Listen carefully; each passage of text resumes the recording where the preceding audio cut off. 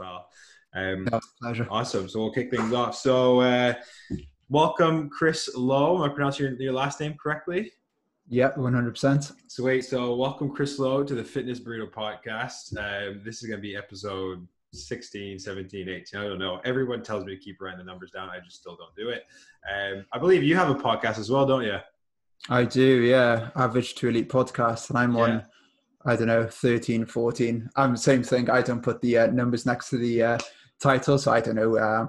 Nice. So I'm in double figures. I know that. Yeah, that's all that matters, right? We're in the teens. So welcome to the podcast, mate. For anyone out there who's tuning in for the first time, the Fitness Burrito Podcast is all about just kind of helping you practically apply info regarding nutrition, training, whatever's going to kind of hopefully impact your life in a healthy, sustainable way. It's been kind of a common theme the last few weeks. I'm getting a lot of like nutritionists on, performance kind of enhancers, or, recently had some pretty cool guys from Leeds as well. Sustained Nutrition. I don't know if you're aware of them, Chris. So yeah, cool. I always love having a good nutrition talk. So Chris, if you want to let the people know, obviously, where you're from and all that stuff. And I guess before you do that, I should probably say, my name's Dan. I'm the host of the Fitness Burrito Podcast. I always kind of forget to talk about myself. It's not about me. So yeah, Chris, where are you from? What are you about? All that kind of stuff, mate. First of all, thanks for having me on, Dan. Absolute pleasure. So, as you said, my name is Chris Lowe, and I am an online nutrition coach, and I work primarily with athletes to essentially help them look, feel, and perform better. So, essentially, they can perform at their best where it matters the most. So, I do that through my online coaching consultancy. And so, I'm based in Leeds at the moment, but most of the time, then I'll be spent down in Coventry, where I work with Rugby, where I'm the lead nutritionist there. And I've been with them for about 2 years, and basically look at the development and provision of nutrition practices from under 15, 16s all the way up to the first 15 senior squads. So I'm kind of up and down the sort of north of Midlands, I guess, a fair bit, but mostly up in Leeds, helping athletes online through my coaching practice. Awesome. So just quick question, Chris, because we were talking before I started recording about, where you did your undergrad and then you went and did your master's. Did you ever think you'd be working with athletes? Was that always the plan, or did you kind of just think, I'm just going to get my master's in sports, exercise, nutrition and all that kind of stuff, and then I'm just going to wing it? Like, how did that all come about? Yeah, I guess I had a good understanding and good idea that I wanted to work in professional sports, but is more of the shock of getting your master's, thinking that, there's just going to be a plethora of jobs out there, like just walk into professional sports, where in reality there is zero. So with that, it's like, right, okay, got my degree and no job. So then I just founded Crystal Nutrition and started slowly building up my practice then. So now I just got a nice balance between sort of private work and consultancy work with professional sports. So it's very much a slow process building up over the last maybe 5, 6, 7 years. Okay. But yeah, it definitely wasn't a case of get your degree, get your certificate, and then there you go, there's a job for you. It isn't like that in the slightest. And that was a quite nice reality check that I probably wasn't aware of. So I just had to spend a lot of time networking, get my name out there to make these opportunities available to me, essentially. Awesome, man. And I think that's really good to hear too, because I think a lot of us, and I forgot, I didn't ask you earlier, but what's kind of your sporting background? Are you like a former football guy, rugby guy, cricket guy? What are you? What's your sport? I do mountain biking. Okay, cool. So none of the above. Perfect. No. No, that's all right. I didn't work on my bike. Yeah, no, that's cool. Because I think, like, especially a lot of guys growing up, you always want to, be a pro athlete, or you want to be like, a mountain biker and probably playing the X Games or riding the X Games or whatever those comps are. Crankworks. You heard of Crankworks before? Yeah. Cool. I was in France, actually, tangent, when it happened to be at the exact same time Crankworks was happening, and I never heard of it, and it was insane. It was crazy, I know. Yeah, it was good. But I think a lot of people, when they kind of get out of sport, they want to stay in some kind of way, shape, or form, whether that's work with pro athletes or with athletes in general. So I think it's good to hear about your grind, saying that it's taken you a while to kind of build up your consultancy and your nutrition kind of practice. So I guess just quick question off the back of that, what would you suggest for somebody who wants to kind of go down the same path as you that could potentially save them a shit ton of time? network a lot earlier on. Like I was very naive. Like when I was down in Cardiff, obviously loads of sport down there. I should have been interning, creating networks, just doing work experience, getting like putting some skin in the game really. But I was kind of like, again, a bit naive thinking, okay, I'm academically okay. So I'm just going to just focus on my grades, get good grades. And in reality, it means absolute jack shit, Yeah. Nobody cares. But again, I didn't learn my lesson. Went into my postgraduate, my master's, same sort of thing. Did a little bit of interning with British weightlifting because at the time, the performance squad was based in Leeds Beckett for the 2012 Olympics.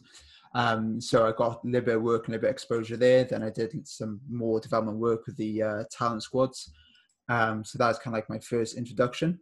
But, I was already, like a few years too late. So it took me a long time to sort of get the ball rolling. So anybody who's starting off, in reality, get your grades for sure. But in the real world, experience and ensuring I can get results with athletes is the most important thing.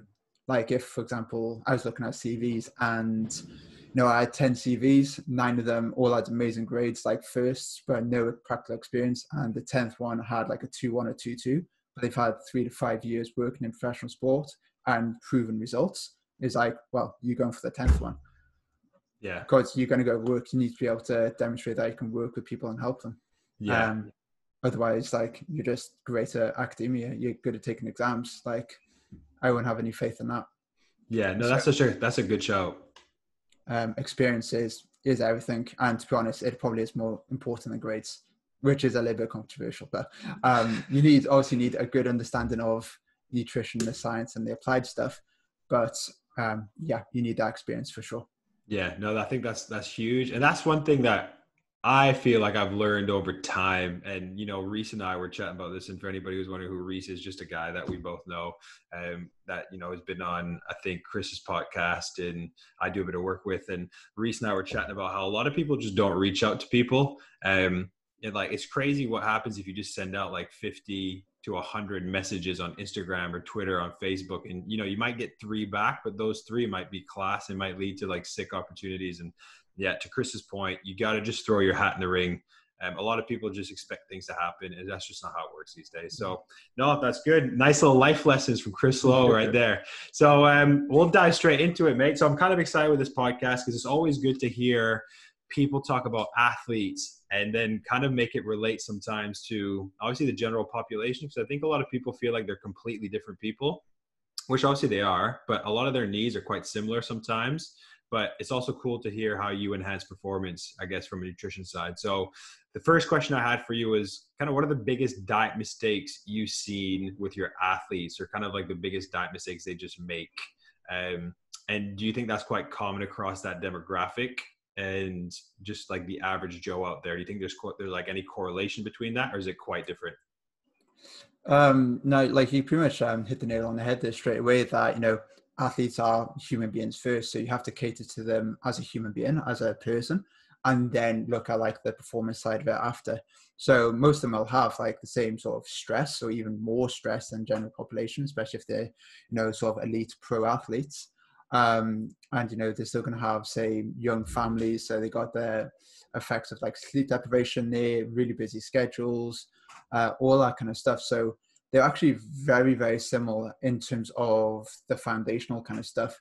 The only difference really is just perhaps the extra layers we need to put on top in terms of feeling performance, looking at adaptation, recovery, looking at immune function and stuff like that. But realistically, they're quite similar when you strip everything back down. Like they're still going to have issues with eating behaviors, emotional eating, stress eating, all that kind of stuff. So, we really need to look at the sort of eating environments at home, eating environments at work, i.e. the club or something like that. So, ultimately it comes down to really similar things. A lot of them, for example, like they don't have the educational or awareness. I think like the awareness is probably quite a big one as well. Like they don't quite understand how nutrition can help them. It's like, oh yeah, I eat food. I'm fine. I eat healthy, but they don't know like the layers we can add in. So they don't really understand how they can enhance performance from that perspective as well. I always use the analogy of, if I go to the gym and want to get my bench press bigger, yes, I can get my bench press bigger by just benching. But if I look at, like the smaller details, the load, the reps, the sets, rest, all that kind of stuff, I'm going to get better results. And this is exactly the same thing of like, oh, I eat healthy, I'm fine. But if you look at your calorie intake, your macronutrient intake, your nutrient timing, your hydration, all that kind of stuff, and add these layers in, then ultimately you're going to get better results. So a lot of it is down from a educational and awareness side of things, because I think that, I eat healthy, I'm fine. So that'd be perhaps one big thing. Perhaps like unrealistic goal setting as well, which I think we're going to touch on a little bit later. But they're perhaps just trying to do things a little bit too aggressively, a little bit too soon, and it's really conflicting with the overall training performance, and their compromises and trade-offs are just far too high. So when I look at these compromises and trade-offs, there's basically kind of 6 key areas. It's essentially like your performance, both physical and mental, your energy levels outside of training, so how you feel outside, your recovery, like after the session and within 24 hours after, your hunger and cravings, and the overall enjoyability and sustainability of the approach. So they're perhaps the main differences versus in terms of KPIs versus general population, with general population more looking at, yes, the sustainability of it, but they don't have all these extra sort of layers and KPIs to be overly sort of aware of. Got you. That makes a lot of sense. I had a few questions off the back of that too. So I guess from a KPI standpoint, and I guess like if we look at the whole nutrition pyramid, right? Because I think everybody always sees this nutrition pyramid going around social media and stuff. And I guess that the top part of the pyramid, which a lot of people probably focus too much time on in general population, is like the nutrient timing, the supplements and all that stuff, right? Whereas obviously for an athlete, that's probably quite important now. You find they kind of underestimate that top part in terms of like nutrient timing and supplements and just kind of more of the detailed stuff, which you just mentioned? Or do you feel like you still start at the bottom and look at, okay, can you adhere to your diet first? Is that sustainable? And then you build on that. Yeah, for sure. We always need to be looking at, what your low-hanging fruits, start there and then build layers in over time and build momentum. Like for elite athletes, especially if you've got really high training demands and they need to have, essentially be at their best within, say, a 24-hour period, then the recovery demands really high as well. So nutrient timing and specific macronutrient ratios, all that kind of stuff do come in play, and it is very beneficial. But, if they don't have the foundations right, there's just a healthy eating habits, overall portion sizes, sort of mostly nutrient-dense foods, all that kind of stuff, then all the top stuff is not really worth looking at. So I really just see it as like nutrition as a skill. We'll start here, just look at overall sort of like healthy eating, getting your portion sizes right for your physical activity levels for that day. So not only what your training demands are, but what your demands are outside. We'll work on that first. Then we can look at, yes, the sort of second area, which is protein, to really sort of maximize adaptation, just having enough protein with every meal. And then next one, we're perhaps going to be looking at the carb and fat ratios, just making sure we can allocate more carbohydrates in our diet within the calorie budget to really facilitate performance. And then, you're looking at your nutrient timing and stuff like that. Yes, we kind of covered that a little bit with the protein side of things, just to maximally stimulate muscle protein synthesis and adaptation. But with the, just the meal timing, say before training, just make sure the composition of your meal is right. So you're fuel for that session, but you still got nothing really sort of too heavy in your gut sitting there, and it's going to make you feel nauseous and sick and heavy and bloated. And then make sure the recovery ratios and stuff are right as well, just because we know after exercise, we get accelerated rates of glycogen replenishment. And if they have to be at their best within a 24-hour period, we need to sort of take advantage of that. But all that kind of stuff right at the top is kind of pointless if you haven't got the basics right. And, a lot of people, like I said, do have it the other way around, especially perhaps, definitely athletes, but general population as well. They look at the supplements, the timings, all that kind of stuff, and it's completely irrelevant. Like with general population, if they're looking at just fat loss, it's literally, they just look at the first 2 layers. What's the overall calorie and portion size like? Don't eat like an asshole all the time. And just have a high protein diet. If they just do that, and they can do that in a sustainable way over a long period of time, they're going to get great results. But they're spending too much time getting too complicated with all the stuff that they don't really need to be looking at, and therefore they get overwhelmed, confused, and very much burnt out. So knowing this, again, athletes are very similar. So I need to start them at the bottom, get good education, understanding, and awareness, and then build these layers in over time. So usually the top of the pyramid questions will kind of present themselves. If an athlete is really struggling with recovery, they ask me like, okay, how can I improve recovery? And it's like, okay, have you got all this ticked off first? If yes, okay, then we can look at the stuff higher up. Got you. And I think, and before I ask this next question, I think it just sums up what so many people have been saying recently coming on the podcast. It's just good that you're doing the same, which is focus on the fundamentals, guys. Like, Jesus Christ, everybody out there who's trying to find the next, best new supplement or best new diet, it just comes back down to, okay, can you do it for, the next 6 to 12 months and not hate your life? Sweet. Okay, you're starting somewhere. All right, cool. Focus on your protein, focus on your water, focus on your sleep, and then focus on exactly when you're going to have your protein, if you should have protein shakes and creatine and all the rest. If you're a pro athlete, it's completely different, because obviously you want to improve your performance, because that's how you get paid, right? With your athletes, just quick question, and do most of them cook their own meals, would you say? Yeah, all the ones that I work with on online coaching programs, 95% of them will. With Boys and Wasps, yeah, pretty much 95% of them will. They might do like, say, Hello Fresh or something like that, but generally speaking, they're still cooking, preparing everything. It might be a completely different story when you get into Premiership football, because they'll have their own chefs and all that kind of stuff, and money is a completely different thing you have to appreciate there. Yeah, and I think, but yeah. Good. Yeah, I think it's just worth asking, because I think a lot of people still feel like, oh, those guys must just get everything done for them. It's like, no, they probably still cook. And I bet you a lot of them, do you find, just from your experience working with them, do you think a lot of them struggle maybe sometimes with food because they don't really know what to cook, or they're just cooking the same things? Yeah, for sure. Like with Wasps, we're very fortunate. We've got an amazing performance chef there who will do sort of like the breakfast and lunches when the boys are in the club. But we also do cooking lessons, like through lockdown and stuff. We're having like live cook-alongs where we're doing it on Zoom, because Zoom is like the most amazing thing all of a sudden. He'd have one camera, him sort of demonstrating, me sort of facilitating all, and, half a dozen to a dozen boys sort of like following along and cooking, asking questions, learning and stuff. So cooking is a huge element of it.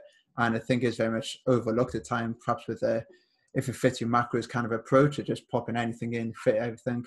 But you still got to be able to cook well, because you need to be able to apply these principles properly. And, then just like with the planning side of it, just doing a little bit of forecasting, what are my demands on different days, how much food do I need to have, and then batch cook accordingly. Because, sometimes when the boys get home from training, like super tired, say pre-season, for example, do maybe 4 decent sessions a day. They come home, if they haven't got anything prepped, they're automatically going to go for the easy option, which is to pick up the phone and ring a takeaway, because emotion overrides logic when you're tired and you're fatigued. So, but if they had something prepped there, if they've had the skills there initially to learn how to prep their foods, then, that choice is removed from them. And, like to say, like when emotion is high, intelligence is low. So, they know essentially what to be doing, but if they haven't got any planning there and they're tired, emotional, or stressed, you might have a shit day at work, then they're going to go for the takeaway 9 times out of 10. Yeah, defo. And I think that's one of the big things that I've learned through lockdown. Not that I couldn't cook, but I've just really tried to make an effort to learn new recipes and kind of get new skills in the kitchen. And I'm just trying to imagine myself. I would have been at university knowing what I know now in terms of just like cooking. It would have made my life so much better, because I would have been, batch cooking like good food, different foods. It wouldn't have just been the same thing every single day, because it just gets boring, right? And then next thing you know, it's just like so repetitive. You want to just kind of like steer away from it. And the other thing that links into the sustainability of everything, then, doesn't it? Exactly. A lot of people say to me like, "Oh, it doesn't feel like I'm on a diet anymore." It's like, I know it's cliche, but it isn't a diet. It's a lifestyle. Yeah. It's exactly. Like, oh, my portion sizes are actually good. I'm eating nice meals. Like, they kind of just assume that I got to eat healthy. It's like chicken, broccoli, rice, kind of stereotypical approach, and it sucks, and therefore compromises the longevity of the approach, and they're back to square one. So yeah, like again, comparisons between general population and athletes, they got to enjoy what they do, and they still got to have nice tasting foods. If they don't, then, you're not going to do stuff you don't enjoy. Yeah, and there's no better feeling, like, especially this is so funny too, right? Because literally, it's the first time it's probably happened to me in a long time, and even just like my missus and our housemate, we just look forward to every single meal because we've never been this good at cooks before. So it's like you wake up in the morning, we're like, we have breakfast, we're halfway through breakfast, and we're like, all right, what are we making for lunch? Like, what are we making for dinner? And that never used to happen because we're just sick of cooking now. The other thing I was going to mention too, which I thought was kind of cool that you talked about earlier when we first started, was like emotional eating and stress eating. And I think a lot of people might not feel like potentially an athlete, pro athlete, your guys that you work with might have that level of stress or kind of like even that emotional relationship with food, because they're like, oh, well, why would they? All they do is play sports and do what they love all day. And the thing is, they probably won't even notice it themselves because they're so active. They probably don't really pack on that much kind of like fat mass because they're just so active, so they can get away with it. But this is where you see, and I especially for me, a lot of my friends, and I'm not going to single anyone out because they might be listening, but I have friends and former teammates that as soon as they stop playing like whatever sport, they just pack on the pounds because they can't get away with that emotional eating or stress eating because they're not active anymore. Does that make sense? Yeah, 100%. You see this with injury as well. They've had this sort of high expenditure. They have super high calorie budgets, and then they can get away with a little bit more flexibility within the food. But then if they stop sports, whether it's like lockdown or injury, expenditure goes down and they put on a lot of body fat, which obviously isn't great. So the education there is super important to kind of negate these issues from happening. And it comes down to make sure the diet is sustainable and everything.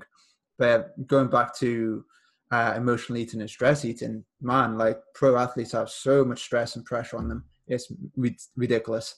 Like even if you're thinking professional sports in a team, yes, like you're there for the team, but ultimately if there's 4 players in the same position, you're all competing for that same position, aren't you, to start? Because if you're starting, you get paid more ultimately, and then if you can support your families better, all that kind of stuff, and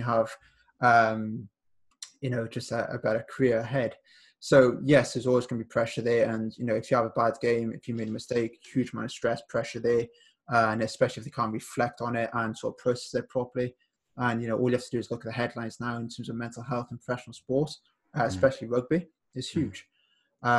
And that does, sometimes it does go down in the route of eating like high fat, high sugar foods because it is calming on the body. Other times it goes down to alcohol, drug use, all that kind of stuff. And so, yeah, it's definitely there. And, yes, they do what they love doing. Like, say, if you play football player, rugby player, you're doing what you love doing. But ultimately, it is very stressful and that pressure is very high. And then you've got the tabloids, you've got Twitter, people saying like you're shit, all that kind of stuff. It's like you can't escape it. So that's why the whole mental resilience is super important in professional sport as well. And that's where like sports psychology is really helping a lot of players now. Like I've had a few examples where like a lot of athletes just couldn't process this sort of mental stress, and therefore they have an effect on their eating habits, body fat's going through the roof and so on. So for me, it's like, okay, I know my sort of area of practice and I'm not qualified to help them with their mental health. So then I sort of outsource to a sports psychologist who's far better qualified to deal with this. And then they actually have a better impact on the eating habits than I do, which is crazy. So for example, like if someone gets lose weight, sometimes sports psychologist is better than I am. Yeah. Because they can know everything. They can hear the words I'm saying, calorie restriction, portion sizes, make sure your eating environment's right, all that stuff. But if it still makes them go into Tesco's and arm out, just tanking on all the sort of sugary foods in the shopping trolley, I can't stop that. And that's really a case of their mindset and more of a sports psychologist role to help them deal with that.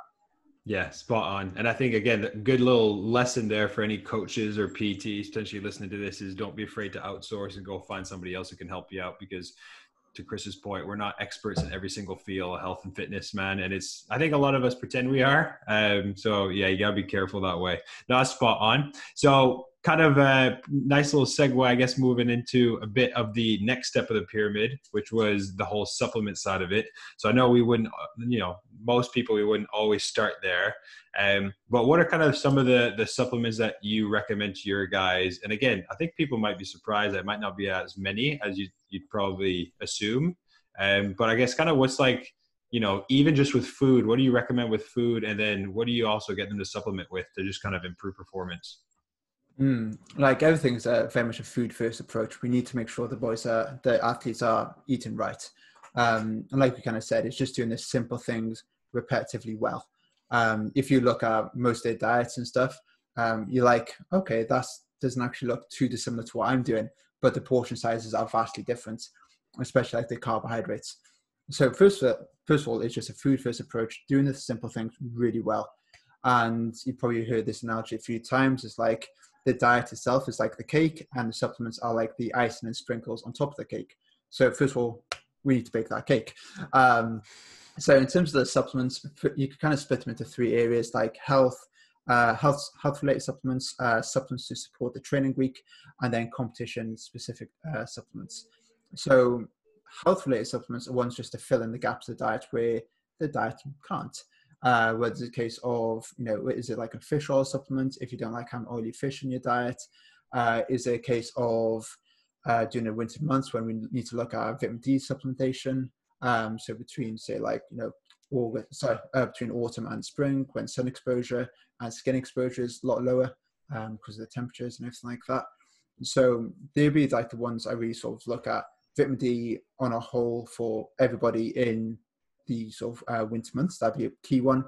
And perhaps a sort of fish oil if they're not having enough oily fish in their diet. So about 1 gram of EPA and DHA combined per day would be absolutely great. And that's pretty much it. It might be some cases for perhaps a probiotic supplementation after a course of like antibiotics use. There's some good evidence to suggest that probiotics decrease the incidence of upper respiratory tract infections during overreaching in the winter. So perhaps we would look at probiotic rich supplements there, or foods. Like we're quite fortunate in Wasps where throughout the winter we'll have a station of like probiotic foods where the boys could just kind of like tuck into it, which is great. So it kind of negates the need for a supplement. But if they don't like those kind of foods, then a supplement might be kind of beneficial for them. And then perhaps obviously during COVID now, I guess, and kind of just to decrease the frequency and incidence of upper respiratory tract infections, like vitamin C between 250 and 1,000 milligram per day can reduce the likeliness of catching something. And if you do have it, it decreases the severity and duration. So stuff like that could be beneficial, but ideally with vitamin C, you should get enough through your food. So again, it comes back to the basics. Are you having like enough fruit and veg in your diet? Are you having like 8 to 10 portions a day? That kind of stuff. So the health related stuff is, the list is pretty small. It should just be done by food. And then when you look at like the training and competition ones, it really is a case of what's the demand of the sport? What is the stresses there, and what kind of pathway I look to improve? So I'll kind of use rugby, for example, because it's just a nice, easy one. Because they're going to have a mixture of both like anaerobic, aerobic sort of workloads, sprinting, maximal strength, all that kind of stuff. So throughout the training week, all I get them to look at taking is creatine and beta-alanine. So they're the only ones I tend to look at doing. Creatine not only for the performance side of things, but for the neuroprotective side of things as well, because there's some nice research coming out now, although it is in its infancy. It's showing that it can be neuroprotective for head injuries, concussions, and stuff like that, which is quite cool. So I get them to take that. And plus it can help overcome sort of sleep deprivation if you have a little bit higher amounts, by 10 grams. So that's why I suggest them to take throughout the training week. And beta-alanine, I would just kind of load that for about 10 to 12 weeks going into competition and games and so on, just so we can buffer the acidity within the muscle a little bit better and therefore delay fatigue. So you probably see beta-alanine quite a lot on pre-workout supplements, gives you that tingling sensation. Realistically, that on its own probably won't do too much if you're having it in isolated dosages. It has to be on a frequent basis to increase the levels of carnosine within the body, and therefore it can help buffer acidity that way. So it's kind of like a long-term thing then. Yeah, would that be, sorry mate, just for the beta-alanine, because that's not really something that I've kind of like dabbled in or really read I read a little bit about it, but how would you load that? Like, compared to creatine, which creatine, you tend to load 4 or 5 days, about like 20, 25 grams, and you just kind of do 5, or you just stay low for a longer period of time. What would be the difference? For beta alanine, like the loading protocol isn't like that, shall we say, accurate, or not stay accurate, that validated really. There's a few different approaches, but the general recommendations are about 4 to 6 grams of beta alanine per day for about 10 to 12 weeks. And you probably want to split that dosages into 2, because it just make you tingle after it loads. Like, this tingling sensation isn't harmful, but it is just pretty uncomfortable. It's not great. So you might just split it into 2 servings. Cool. Awesome. So I'll just recap what you said, and I'll clarify a few words for people. So Chris just went through kind of health supplements, and then he went through more kind of, I guess, performance-based supplements. And I think a lot of people are probably kind of like, oh, why didn't you say protein shakes in there? Because if you've, been listening since the beginning, a lot of it said, or a lot of what we've been talking about, especially what Chris has said, is we should focus on food, right? And I think a lot of people feel like you need to have protein shakes in your diet. And, if you need it because you need to get the extra protein, and I'm sure Chris would say, well, yeah, let's look at that maybe afterwards and see what we can do with your meals generally first. Is that safe to say? Yeah, it's a case of just helping athletes hit and achieve a higher protein intake. So say, for example, if I got a 130 kilogram tie head prop and you want to get maybe 2 grams per kilogram of protein there, that's a lot of protein, and that's a lot of food to actually eat. So it's going to help him achieve a higher protein intake. So it's more the convenience side of it. Yeah. And I like to just add it to certain foods to rescue the protein content. So it could be like overnight oats or something like that. Yeah. So just little things like that, it can help and go a long way. Cool. And what just, because again, if you go on My Protein and you go on bulk powders and you go on God knows what website to buy protein, does it matter which one you get? Because I think a lot of people feel like you need to get the whey concentrate, isolate, hydrox, like God knows what it's called these days. But what would you recommend to get? Yeah, just get the one with the least amount of bells and whistles in it. Okay. It's probably the easiest one. Yeah, perfect. So yeah, just get probably the cheapest one, really. Ultimately, yeah, it is a pretty cheap supplement, to be fair. But when they throw in extra sort of glutamine, extra sort of green tea extract, all that kind of stuff, it's like, you don't really need it. Just get a standard. Sorry, mate. I think powder. You might. I don't know if it's my headphones here, but that went a bit weird there for a second. Test it out again. I'm close to my mic. So yeah, have you got me?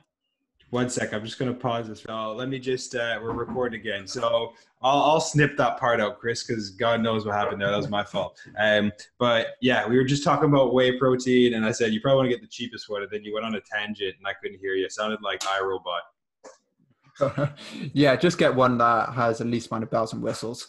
You got ones like, say, diet whey, all that kind of stuff. Most of the time it's just bullshit. Just get a whey protein powder, and get one that's that one that tastes nice, actually, because some protein powders aren't going to be overly very nice and very appealing to have on a continuous basis. So just get one that you find that works well in terms of like palatability and stuff. But ultimately, whey protein is whey protein. Cool. Awesome. So I'll summarize this again. So for the health benefits, vitamin D, vitamin C, vitamin D, especially in the UK, because I mean, to be fair, we've had some decent weather recently, but usually we don't get much sun. So you probably want to get that. I think there's been some pretty cool evidence, or I guess kind of like studies come out suggesting vitamin D could help with COVID. I don't know if you've seen a bit of that. I'm not entirely sure directly with COVID, but there's a lot of stuff looking at overall sort of immune function, both the acquired immune function. Yeah. So promising stuff there. I think you mentioned the same thing with vitamin C in terms of like immune function and potentially limiting how long you might be sick for, which is good. Just on that one, I was going to ask. I've got the dog saying hello here. What about like multivitamin? Would you say yay, nay, or it's not going to hurt? Most of the time it's not going to hurt. Ideally, again, you should be getting everything through your food, but if you just want it there for like perhaps a reassurance, then you could perhaps take a low dose multivitamin. Yeah, for sure. It's relatively inexpensive. And the thing is with, say, professional sports, all the supplements need to be batch tested and have like an Informed Sport logo on it to decrease the risk of inadvertent doping. So I think about 1 in 10 products on the shelf will have like a contaminated substance in it that could essentially make them fail a drug test. So just to minimize the risk, it has to be an Informed Sport product, but ideally if they don't need it, just don't have it, because that's definitely going to reduce the risk of getting done for blood doping. Yeah, and I think I remember reading the stats is like, might have been in like 2012, 2014 or something. I think like 44% of failed drug tests were through inadvertent doping. They haven't actually taken like a steroid or a stimulant or anything like that.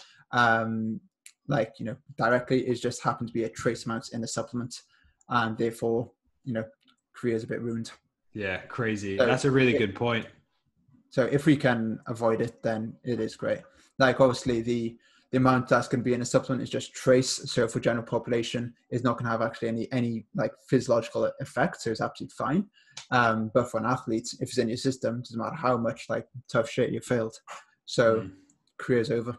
Yeah, or no, that's massive big black cross next to it for sure. Yeah, no, that's a really, really good point. I think a lot of people, whether you're an athlete or not, won't realize that half of the shit you buy has got some weird stuff in it. So you got to be very careful there. So health in general, vitamin D, vitamin C, multivitamins, not going to hurt. You mentioned fish oils as well if you don't have oily fish and stuff like that in your diet. And then from like a performance perspective, creatine, because it's probably one of the most widely researched, beta-alanine. Like I said, you've read a bit more on that. So cool. That's really good. Appreciate that. I think a few people might go out and start buying that now. But remember, we said focus on the goddamn bottom of the pyramid first, right? Yeah. Stop jumping to the top. Awesome. Cool. So next question, I was kind of curious to know how you set expectations, I guess, from a weight loss and weight gain perspective, especially like probably in the off season. Because I'm assuming a lot of the guys in just the kind of probably pre-season or active season are kind of staying around maintenance, I would assume, and maybe still trying to pack on size, but like, how do you set that expectation, I guess, from weight loss and weight gain? And do you feel like there's a bit of a blurred line when it comes to people thinking that they can lose a whole bunch of weight super fast or gain a whole bunch of weight super quickly, especially even if they're athletes? Yeah, for sure. So this always comes into their long-term individualized performance development plan. So what does like the ideal shape look like for your positional sport? What does that look like, and how far off are you from that? And then you just put like a needs analysis and like what do we need to work on the most. So we know that fat loss can be really rapid, where muscle growth is actually a very slow process. So if we cover the fat loss side of it first, we know that there's going to be compromise and trade-offs when we restrict calorie intake, because ultimately for fat loss 1-1 is just consume fewer calories than you expend. But if that calorie deficit is too big, yes, you drop body fat quicker, but it can compromise a whole host of things, like covered earlier in the KPIs: performance, recovery, energy levels, cravings, appetite, your overall desire to eat. All that kind of stuff gets worse. So one of the questions is, I remember reading this from like a Precision Nutrition article years back, and it's just called like, what's the cost of getting lean? And it's just a really nice sort of question, really, and just kind of stuck with me. The further we go into a fat loss phase, the bigger the calorie deficit, the more these compromises and trade-offs are going to become apparent. So when I look at rates of fat loss, I look at about 1% loss in body weight via fat per week. So if you're 100 kilos, you can lose about 1 kilo of fat per week without it being too much detriment to, again, those sort of 6 KPIs there. But if you go a little bit too aggressive with it, you can lose faster, but it's going to compromise all those things. So, the cost of getting lean is actually a little bit too high. Where if it's a little bit too low rates of fat loss, like less than 0.5% per week, then, it's just, yes, you don't have these compromises and trade-offs, but you don't really see any results, and that affects the whole buy-in and motivation and momentum with everything as well. So we need to find that fine balance of dropping body fat at a nice rate whilst having everything with regards to subjective performance and lifestyle and everything very much manageable. And I just use like a real simple traffic light system with the athletes I work with. Like with all traffic light systems, it's red, amber, green. On a scale of 1 to 10, how do you feel on these different areas? If you're between a 1 and 5 out of 10, this is, it shouldn't be like this. The diet is broken. We need to fix something here. But if there are things like between 6 and 10, it's either manageable or you've got a green light, then yes, keep on going in terms of the rate of fat loss, the size of the calorie deficit we're on, just keep on going, because ultimately calorie deficits are a compromise and they are essentially under eating. It's like controlled starvation. I've heard it being coined before, which is quite a nice way to put it. So, you have less energy available for the body to work and perform optimally. So what you got to think about fat loss phases is it's just a short-term thing. A lot of people think that, right, I'm on a diet, I have to do this for the rest of my life. It's a case of, no, you dip into a calorie deficit, get 5-10 kilos off, whatever you need to do at a nice controlled rate. And then you just pull back up to maintenance, and then you can just eat normally again. Or should we say normal portion sizes. Like the foods don't necessarily change overly during the fat loss phase. It is just more of a case of the portion sizes. Ideally, like carbohydrates or fats will come reduced to induce that calorie deficit. Awesome. That's really good. And I think you nailed something there too, which is you need to find a balance. And this is for anyone. Like, it doesn't matter if you're working with somebody or you're just doing this on your own. Like, it's probably going to make your life a hell of a lot easier if you find that balance of, okay, I want to lose a good amount of weight, right? So I can see results. It's going to help my motivation and my buy into that diet, that coach, that program, whatever, right? Because if I don't, then I'm always going to think to myself, well, I'm not seeing anything in the mirror. I'm not seeing anything on the scale. Like, hopefully my measurements are changing if I'm taking measurements because I'm following a structured plan. But it's just a really good point, because I think a lot of people focus so much on the results, especially short term, that if they don't see it, they kind of, to your point, lose buy-in, lose motivation. I guess from a weight gain perspective then, Chris, would you say that's obviously completely different now, because it's not the same as weight loss? We're not trying to lose a kilo or a percent of our weight. We might not even try or can really put a percent of our weight on in a month. So how do you kind of like set expectations that way from like a muscle building perspective? And would you say that needs to be, quite a large change in how many calories you're eating on a daily basis, or no? Yeah, it's a great question. I think the timing of when you're doing it is really important. Like, again, with fat loss as well, if I just sort of tidy up and finish off the fat loss side of it, just one other point. If they are trying to lose body fat in season, it is going to be far more difficult, because ultimately they got increased recovery demands, increased performance demands, and being in a calorie deficit is going to massively compromise that. So first of all, we'll have to sort of really periodize and structure the week. So you have like clear fat loss phases and clear performance phases. So if they're playing on the weekend, you do like a carbohydrate load Friday, Saturday. So that's your clear specific performance phase. We don't restrict calories. Where on the other days, we can induce a calorie deficit that way. So that'd be the first thing to look at there. And then what is the compromise and stuff there? Like, if a rugby player is super sore, we know that after a game, we know that they have an increase of recovery and metabolic demand. So a big calorie deficit is only going to slow that down. So it's a case of, again, going back to that compromises and what balance is there. So when you look at body fat changes, pre-season is always the best time to do it. And you can do perhaps slow, gradual changes through season, but ultimately you're looking at maintaining throughout the season. Off-season would be a great time to do it as well, to drop body fat, but ultimately that's quite unrealistic for 95% of athletes out there, because they tend to go on holidays, have more flexibility, and like live perhaps a more of a normalized life. So when it comes to like the muscle growth side of things, we can kind of put a percentage on it, but it is a little bit more loose, should we say. So research in athletes is very, very, very limited, because ultimately nobody wants to pump loads of money into research, seeing how we can make very fit people even more jacked. Like, nobody really cares about that. But there's some kind of nice research out there suggests that maybe about 1% gain in body weight per month is about a decent rate when you've got skill-specific sessions in there combined with hypertrophy-based sessions there as well. So, if you're 70 kilos, 0.7 kilos per month on average, it should be quite a nice range to look at.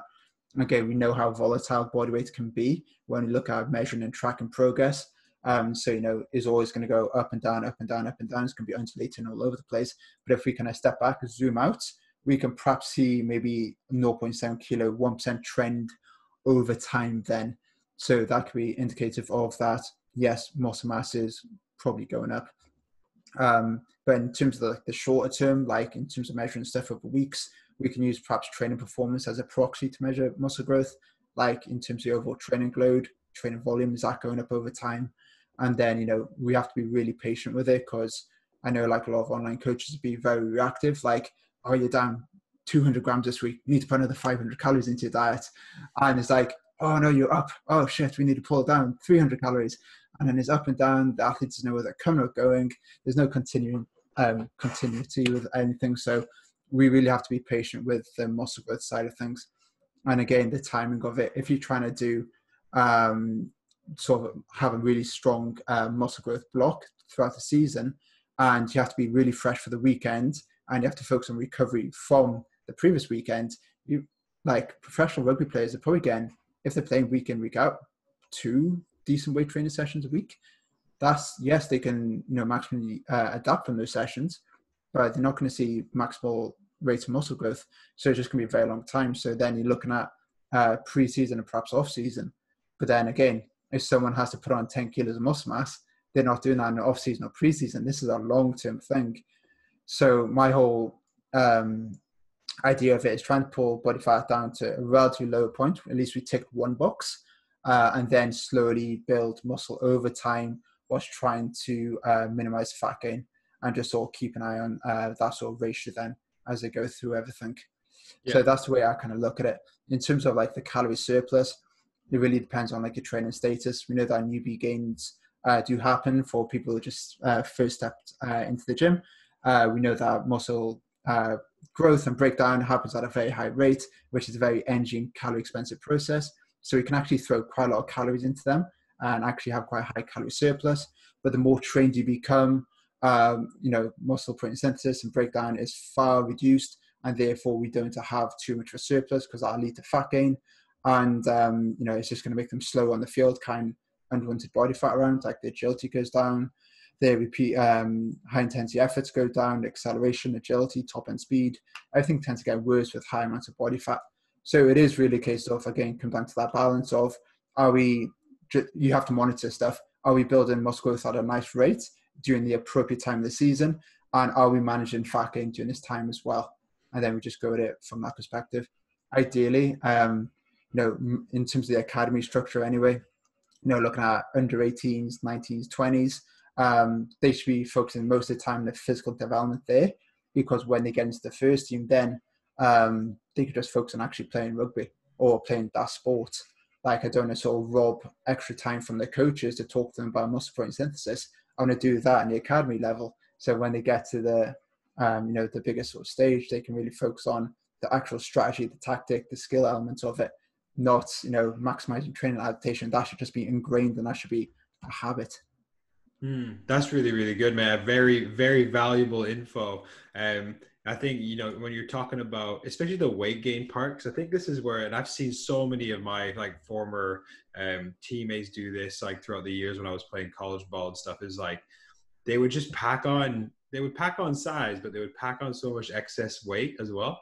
And then like, everyone's like, man, like you look big, but then you actually realize, well, if you start cutting, you probably don't look that much bigger anymore. And then they're slower and they're not jumping as high, and you're just kind of just thinking like, what have you been doing? And I remember I used to work with a guy who used to always eat like a whole kilo tub of yogurt, because he was on like but like a muscle gaining phase. And then he like put on so much excess weight, and he realized, oh my God, my cutting phase is just going to be terrible. And I was like, what are you doing? I think you just need to be, to Chris's point, you need to be very probably regimented with kind of like how you track things, and making sure that you're not probably going overboard, but you still want to make sure that you're making slight gains. And one thing that you said which was good, is maybe just focus on your performance goals, because bigger muscles are stronger muscles and vice versa. So if you're doing a strength phase, you're doing a hypertrophy phase, and you start seeing your weights go up, like, every single week, every single month for 3, 4, 5 months, chances are you're packing on size, right? Because that's just how it works. You just need to build more muscle fibers, and that's just the principle. So I think that's really good, mate. Totally. Yeah. Like if you break down muscle growth into, it's like perhaps a simple kind of formula, just the weight training stimulus is the most important thing.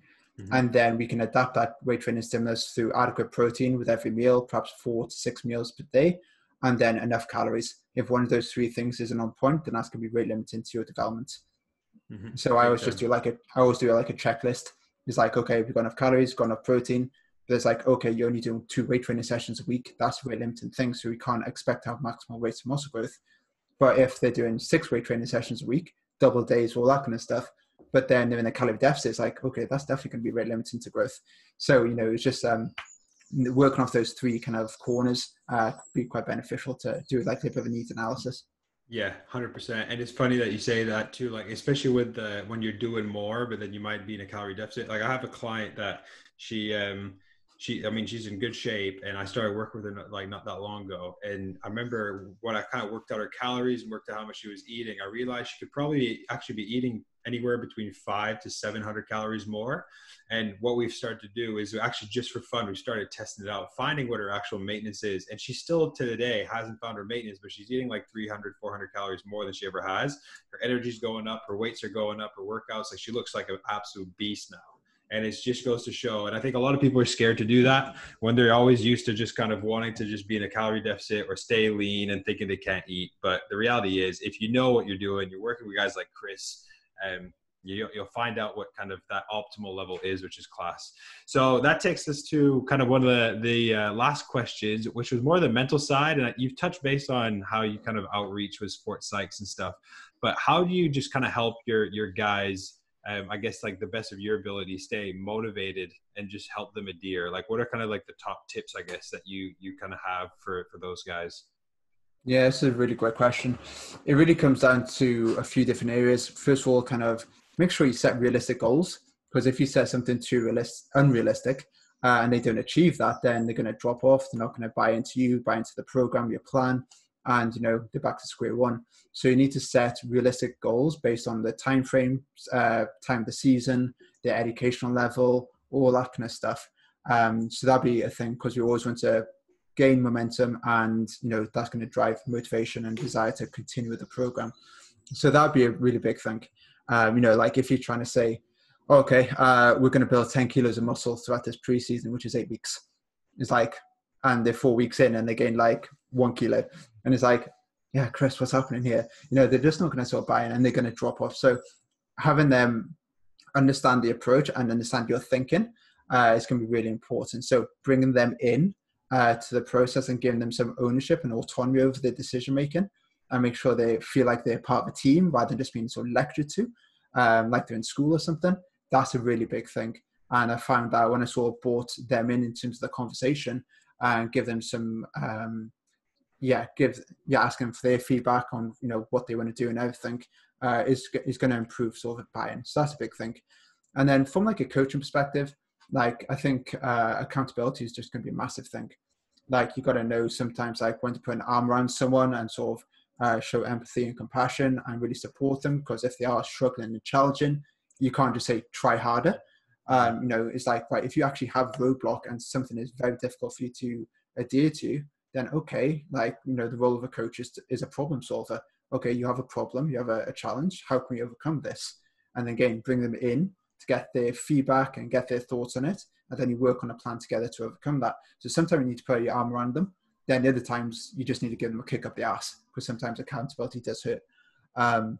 You're not their friends. Yes, you're friendly, but ultimately you're their coach, and your duty is get them results. And if, for example, you've got a fat loss client and you want to improve that physical activity level outside of a session, doing 10,000 steps a day, and they're doing 5,000, it's like, well, what are you doing in the evening? And they're watching Netflix for 3.5, 4 hours.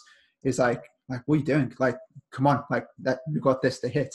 You can still watch 2 hours of Netflix. That's cool, but just walk for an hour. So sometimes you've got to know when to show like compassion, empathy, other times when to motivate them and just kick them up the ass. So I think that's a big thing. And that's you having a good working relationship with them and just really understanding their sort of personality and everything. Like what I'm trying to do a little bit more now of is like the personality profiling stuff of athletes to work with. I just kind of find how they tick. If I do like a certain approach, how do they respond to it? Not in terms of their physiological change, but how they respond to the even like the approach, the wording, the conversation, all that kind of stuff. So I think psychology is such a huge and underrated area for any coach. I know I definitely didn't fully appreciate it. And again, it's going back to my own naivety.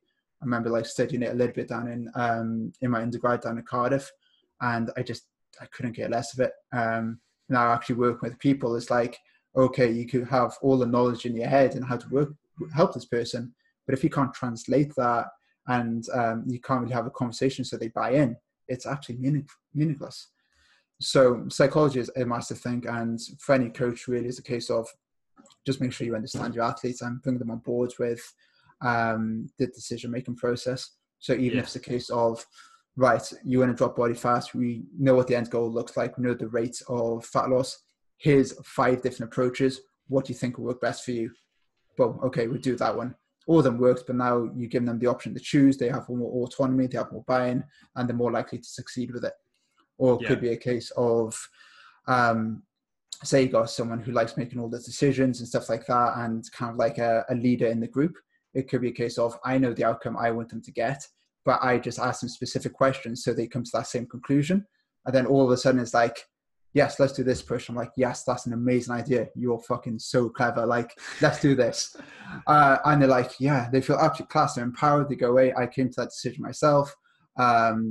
Chris thinks I'm great on nutrition. Great.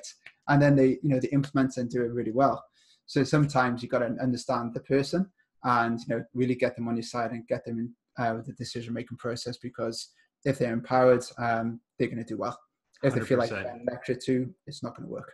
100%. Yeah. I think that's, you kind of nailed a few things there. I think feedback's king. Like anytime you're working with anyone, even, if you're on the other end of it, like obviously we're, Chris is nutritionist and I'm just like a PT, I coach people and I help them out. Like if you're just somebody who's looking for a coach or personal trainer, just take that away from today is don't be afraid to give that person feedback, because ultimately if you don't, they're never going to probably take that next step in terms of their development, but also kind of understanding how to help you. So that's huge. And I think that's really, really helpful. That's one thing that I've learned over the last kind of few years is how to ask questions, which I know is a bit of a side tangent, but kind of like structuring your questions, asking them a certain way. And like you said, almost making people feel autonomous in their choices is massive. So no, that's really helpful. Awesome. So that takes us to the kind of last part of the episode. So the flavor of the week segment. I need to get one of those like pads with all these like sound effects, so I can just kind of like, wah, wah, wah, wah, wah, you know what I mean? All that stuff. I think that's good enough. Just go with that. Yeah. So yeah, the flavor of the week segment. So I always, when I can, I try to bring up a little article, and I never really know. I said this to James Walker, a guy I did a podcast with yesterday. I'm like, I wasn't really sure if he was the kind of evidence-based type and if he read stuff, but I get the kind of vibes that my friend Chris Lowe here definitely reads a few articles from time to time. So I'm happy that I popped one in. So this flavor of the week segment, we're looking at caffeine, and I thought this would be cool. And I apologize you couldn't open the link because I realized you have to be a member of MASS. I like that you are a member of MASS. That's cool. Yeah, I'm clearly not, but it's cool. Yeah, it's really cool. So for anybody out there who has no idea what MASS is, go have a look. It's cool. They just basically consolidate a whole bunch of articles and stuff, and they explain it really, really well. Saves you time. So I don't know, Chris, if you had a look at this article before. Don't worry if you didn't, because obviously you couldn't open the link. Did you have a look at it? Did you have a quick Google or anything? I saw the link and I saw the title. I definitely have some thoughts of it from previous reading and stuff, but I didn't actually get the opportunity to read it itself. No, it's all good. It's all good. I'll learn next time to actually put the actual article link in. So basically, in a nutshell, this article is they were looking at caffeinated drinks. And I think this is a big thing where a lot of people obviously know that caffeine can be a performance enhancer. Pretty much every single thing you buy from the vending machines at a gym that says like, the little like pre-workout shots will have caffeine. They'll probably have beta-alanine too, like you mentioned earlier. So what they did in this study is they looked at basically at what point does the dose kind of, I guess, impact performance? Is there a difference? So they had 3 groups. They had, a low kind of dosage group, a medium dosage group, and a high dosage group. And they also then filtered these groups in terms of how much caffeine these people consume daily. And they wanted to basically find out if that would impact performance based on your consumption, right? Because I guess the idea or the presumption would be that if I drink a shit ton of coffee and Chris doesn't, but we take caffeine before workout, the idea might be that Chris will see that kind of improvement in performance more so than me.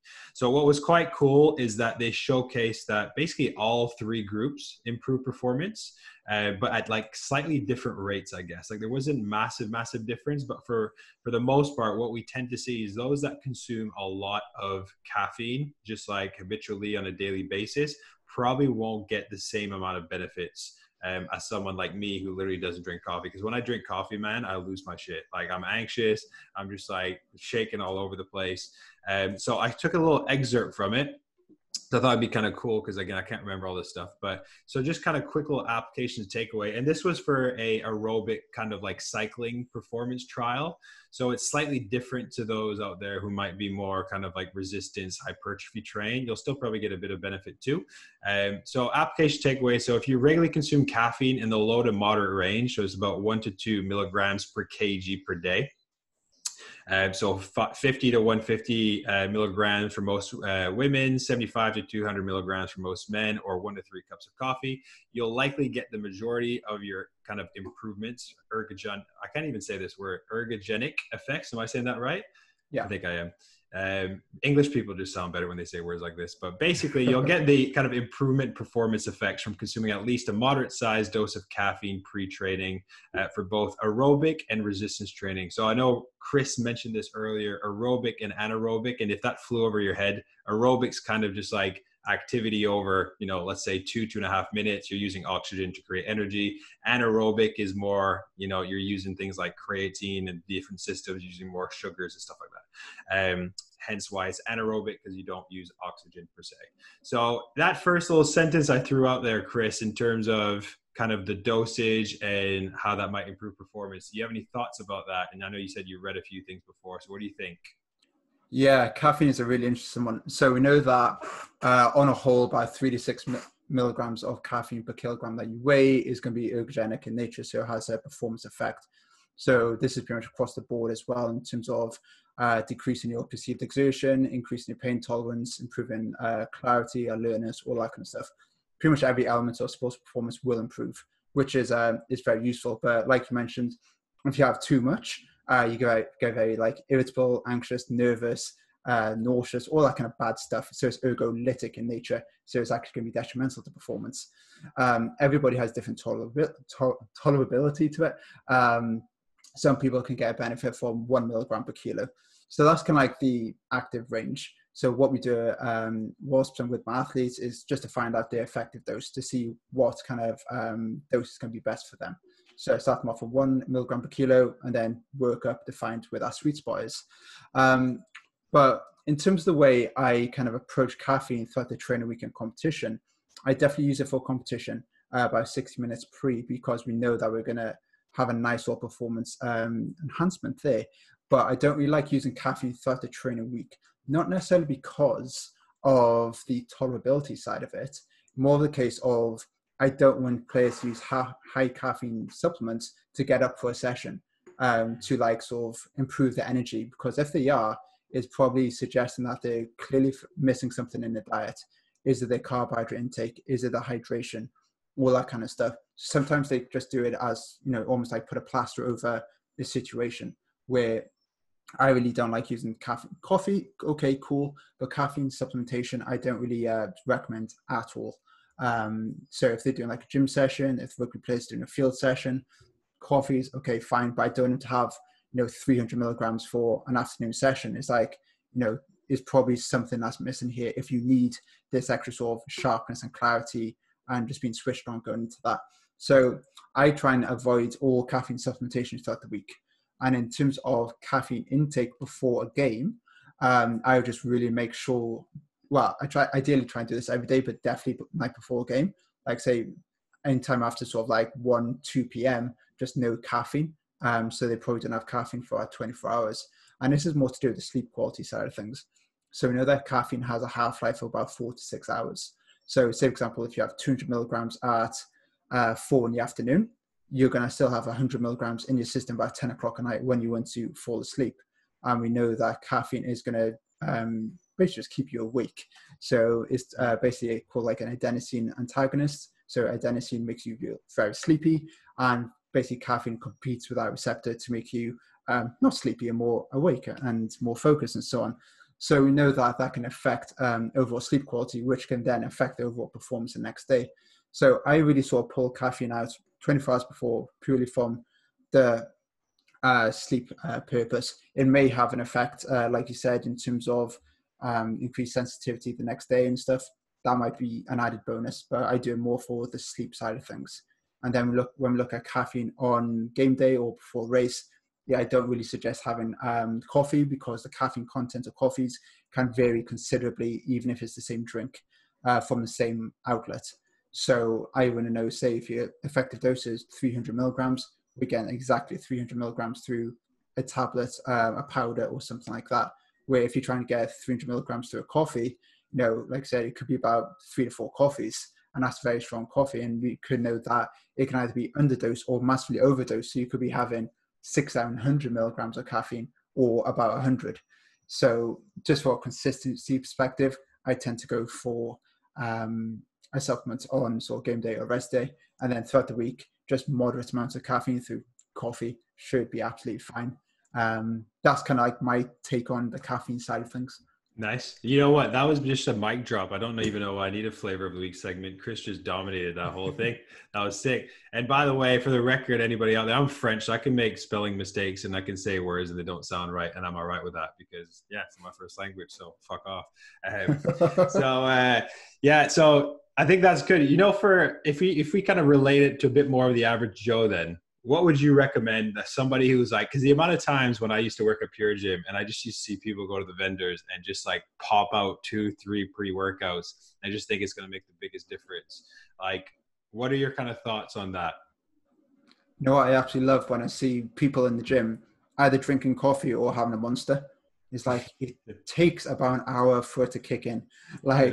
Caffeine will first enter your blood in about 15 minutes, peak in about sort of 30 to 45, and actually have an effect in about an hour. And they're just sipping away halfway through the session. It's like, it's not doing anything. Or not saying having a massive thing. We know we've got sort of bitter tasting receptors in our mouth and in our gut, which is basically receptive to caffeine. And we can have sort of performance enhancing effects from that perspective. But generally speaking, I think I went off on a side tangent there, but for general population, don't really need high dose caffeines. They really, really don't. Maybe if you're a power lifter and you're trying to get up for a maximal set or something, then maybe. But, if you're just going in to do cross training or 3 sets of 10 on bench or something like that, you really don't need to. Have a coffee, that's cool, because sometimes you do need a little bit of a trigger, a little bit of a flip, should we say. It's almost like, right, I've had my coffee 60 minutes pre, time to get my head into gear because I'm going to the gym. Stuff like that can potentially be beneficial, but I really would suggest kind of avoiding pre-workouts as best as possible and just use them for periods where you do actually need them, i.e. sporting events and so on. Nice. No, that's good.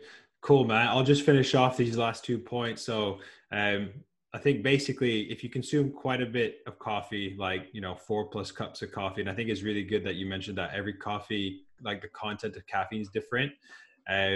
But basically, if you are someone who consumes quite a bit, a large dose of caffeine is probably still going to provide some effect to your performance, but probably not as much. But you just need to be careful because ultimately, if you take too much, it's going to affect your gut. It's going to affect a whole bunch of stuff to, basically what Chris just mentioned earlier. So yeah, that's cool. Actually, again, quick little side tangent. I brought the flavor of the week I did on the last podcast, and I'm just curious to see if you read anything of it. We're talking about capsicum and basically it's kind of similar to caffeine. I don't know if you've seen a few of those studies, but they're kind of just showing that, again, it can kind of reduce the perceived effect of exertion.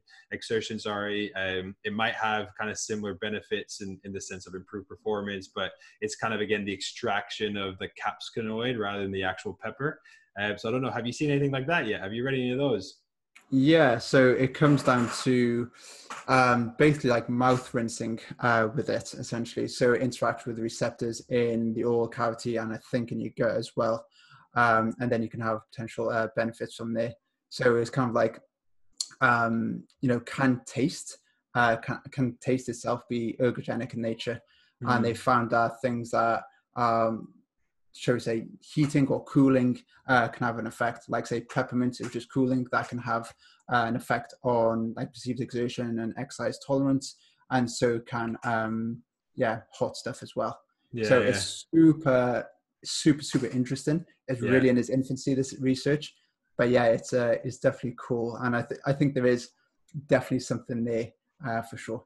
Yeah, that's cool. Yeah, and you mentioned I start pouring over here. Got to bring my stuff into to the shed here before it starts getting wet. But you mentioned the mouth rinsing, and I'll just spend 10 seconds on this. But I've started to read a few cool little studies about how even just like gargling certain like carbohydrate type substances can actually potentially like improve performance slightly before you do like a 1 rep max or you do a set of 10 and stuff like that.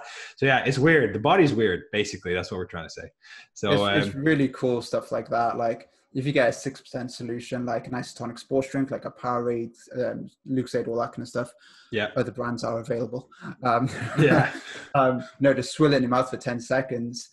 Basically got receptors in your cavity of your mouth, and it can increase like neural output, and your neuromuscular strength can increase. So sprint performances, time trials, all that kind of stuff can be improved, which is really cool, and it's pretty much instant as well. Mm-hmm. Makes sense though.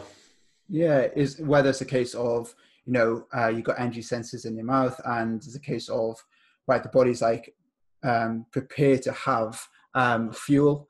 So it starts releasing extra sort of glucose or glycogen to help fuel performance. Don't quite know yet what the exact mechanistic side of it is, but it's really, really cool, really interesting. And I definitely use it in some scenarios where I need an extra sort of boost of performance, but I can't actually sort of swallow it because it's going to affect gut function and all that kind of stuff. Nice. So it's interesting. Really, really cool. Yeah, cool. I'm glad you read it too, so it doesn't make me seem a bit weird. But awesome, man. Well, listen, I appreciate you taking the time today. I think we covered a shit ton, and I think people are going to take some really good kind of golden nuggets, as I like to call them, from that one. So just before we finish off, Chris, where can people find you? Where are you on social media? All that kind of stuff. Tell the people where you are about. Instagram would be the best place. And pretty much if you go to the link in my bio, you'll have all information regarding working with me one-to-one to my coaching programs, my access to my podcast, my blog, website, all that kind of stuff. If you just go there, follow me, ask me questions, just drop me a DM, more than happy to connect and help you going forward. Awesome. So what I'll do is I'll put that in the show notes, guys. So if you need to reach Chris, you can kind of access it from there. So as always, my name is Dan Q. I'm the guy behind the podcast, Fitness Burrito. You can find me at Abante Performance. So at ABANTE Performance. A lot of people don't know what it means. Don't worry about it. Just go check me out. And massive thanks again to Chris. Appreciate it, pal. We'll definitely be doing this again, mate. Thank you very much. No, it's been an absolute pleasure to be on board. Really good chat today, and thank you for having me. No problem, pal.